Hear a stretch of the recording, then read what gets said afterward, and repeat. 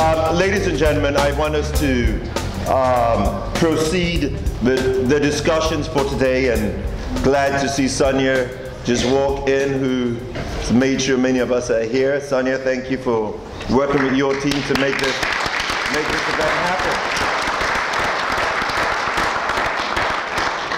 Right, I shall start with what's going to happen. I'll just tell you the format. What we're going to do, we're going to go without the mics because we've got enough baritone. We didn't need any more from the bass loudspeaker there. So we're going to speak up and project. We'll start from my right-hand side, and we're just going to give a 2-minute synopsis of what we think men think, or what we're thinking, and it can come from any way they may choose, at the end of which we'll open the conversation for general questions and contributions. The one thing I'd like us to remember in the audience, and this is the dodgy part, is that for today, these gentlemen here are the guys on the top table.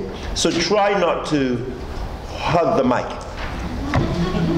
Right. To my extreme right, we've got Melvyn Davis from Boys to Men. He's the director of Boys to Men.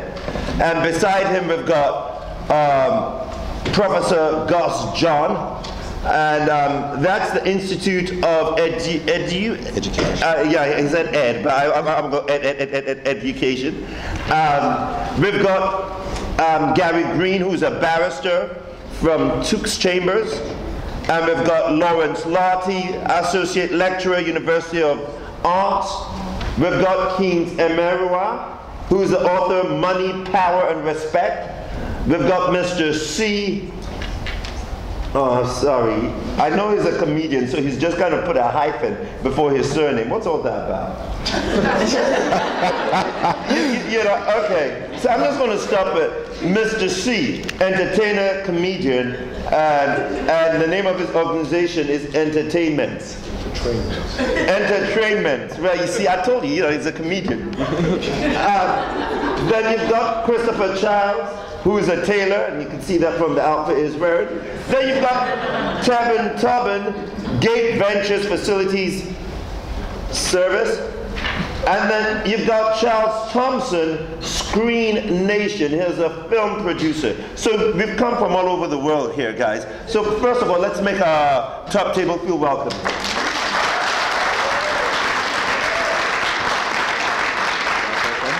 Okay, I shall start. Melvyn, what's on your mind? Well, first let me say good evening to everyone. For me, I started working with boys, young men and fathers about 15, 16 years ago now. And in setting up the Boys to Men, we have a logo that says a boy, a male and a man are not the same. And it's an interesting debate when we start breaking those terminologies down. We define a boy as in being in a state of transition. So we believe that that should not be a permanent state. It shouldn't be a permanent state for young men growing up. Unfortunately, there is not a defining age at which suddenly you stop from being a boy and you become a man. And the discussions about being a man have also been quite interesting, and to hear over the 15 years that debate change and be challenged by both men and women as society's expectations of boys has changed, and services for men have developed over the years that I think have challenged men and women alike in terms of how we relate to our boys and young men. So for me, this debate is interesting, and it's an ongoing debate because it's what I do. And I suppose contained within that is the concept of what it means to be a male.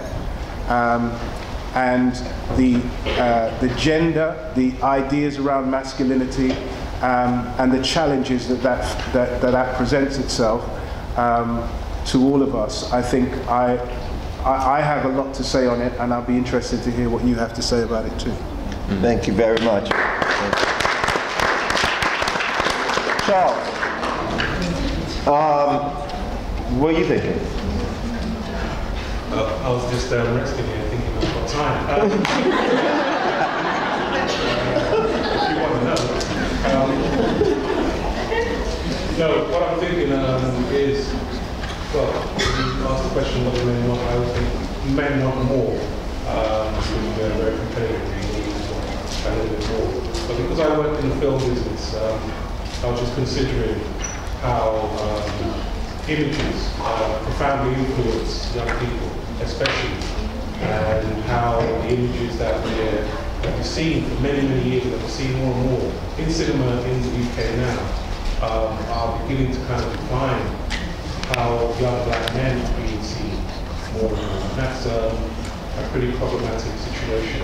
I've got nothing against the filmmakers and people who make these films, but when we see a lot of stories which are around male teenage lifestyles, so to speak, and they deal with a very small part of their lifestyles and don't really talk about everything else that's around the community, it's a difficult situation.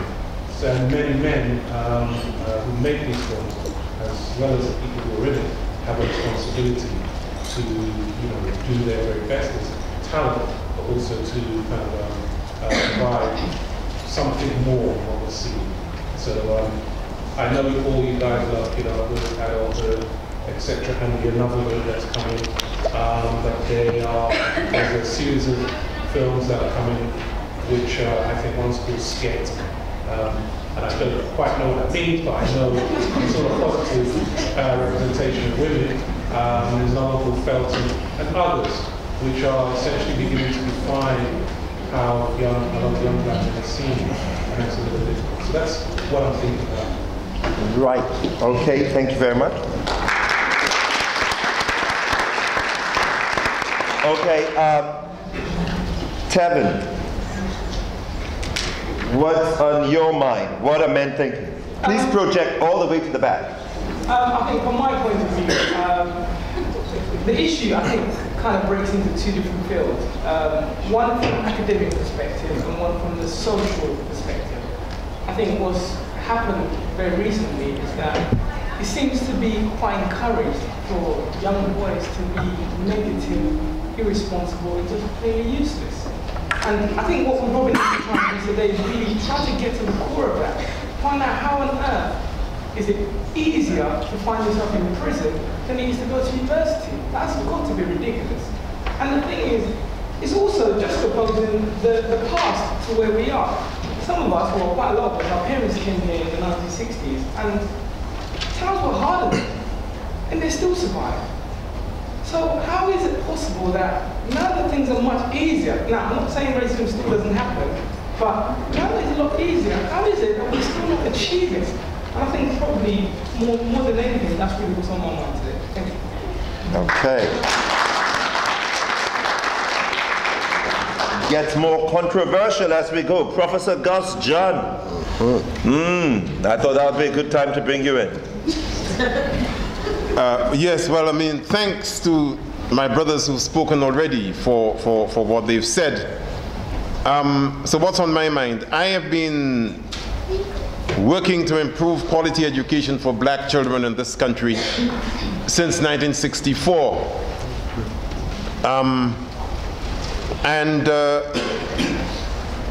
All these years later, I believe this. I believe that we need to reclaim our children. Reclaim our children. We live in the society. We are part of the society and must be. But we cannot afford to lose our children to the society. So what we need to evaluate is what is our specific contribution to their development that overrides all of that stuff they're exposed to, whether it be from the media, from whatever source, in order that we can continue to be in that tradition of struggle and understand what those who went before us had to do so that we can enjoy the freedoms we have now. We need to get rid of these binary divisions. Single parent, single mother, fatherless children, children with mothers and fathers, boys who have got these peculiar attitudes towards masculinity, and others who are more adjusted. The disaffected, we have to get rid of these binary divisions and understand what it is, what are the structural issues that cause so many children to go to jail rather than to university, because it has nothing to do with the genetic makeup of our children. The fact that so many of them are murdering one another on the streets is not because they are congenitally prone to evil and murder. If that is the case, then we have to ask ourselves, what collectively can we do? What are our responsibilities to make sure that we do not lose them to the society that is destroying them?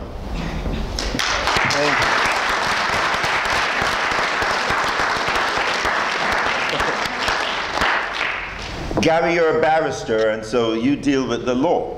I do. So what are we thinking here? What are you thinking? Well, in the context of the title, What Do Men Really Think, which is a very broad-based and arguably vague title, I really wanted to move away from my actual profession and what I do on a day-to-day basis. I should say, however, for the avoidance of doubt, yes, there are concerns about our young men in the community. And like my brother here, I do some work with young people on a program called Origin, which is an African-centered rites of passage program. And I encourage you all to go and look at Origin on a website and look at the type of work that we do, which is a program which is designed to develop young men into boys and young men of African descent of who we can be proud. But in the context of the conversation that we're having today, what do men really think? I just want to share with you a thought that I read this morning, and I can't see her in the audience at the moment, but I have a friend of mine, Lorianne, who was on the panel earlier on of leading ladies, and she spoke about a period that you should take each day to meditate by yourself, preferably in the mornings when you rise.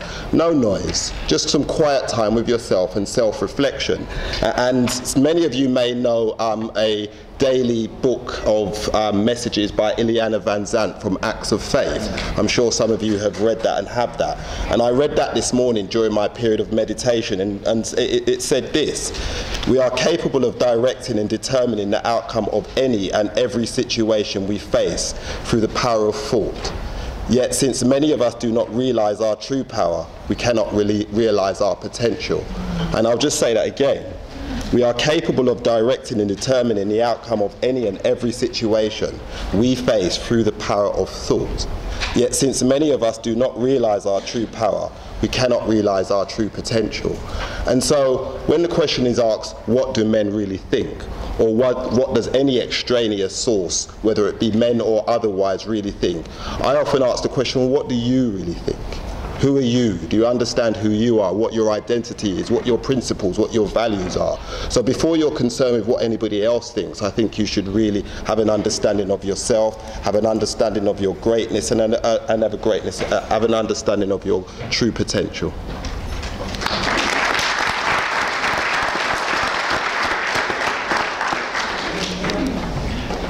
Lawrence Larty, you're an associate lecturer at the University of Arts. So, what do men think? I'm going to try and stand up to project my voice. Yeah, I mean, I'm going to approach this from an educational background, and I'll give a little bit of context because I can see some young people in here. I left school with one GCSE.